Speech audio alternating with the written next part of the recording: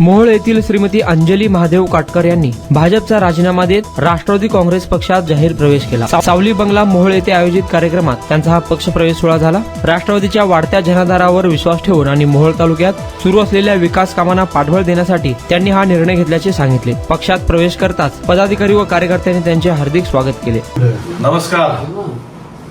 मोहोळ शहराच्या नगर परिषदेची निवडणूक आता प्रचारानं वेग घेतलेला आहे आणि या निवडणुकीमध्ये राष्ट्रवादी काँग्रेस पार्टी आणि शिवसेना या आघाडीच्या उमेदवारांनी प्रचार करत असताना आज त्यांचं काम बघून आणि वार्ड क्रमांक विशेषतः 8 मध्ये त्या प्रभागाच्या अंतर्गत या उमेदवारांच्या संदर्भातली जनभावना ओळखून त्या प्रभागाच्या आपल्या मतदार असलेल्या आणि भारतीय जनता पार्टीकडून ज्यांनी या प्रभागामधून उमेदवारी मागितली होती परंतु काही कारणास्तव त्यांना ती उमेदवारी मिळाली नव्हती, त्या अपक्ष म्हणून त्यांचा अर्ज त्यांनी तिथे ठेवलेला होता, त्या अंजली महादेव काटकर त्या आता आपल्या सोबत उपस्थित आहेत।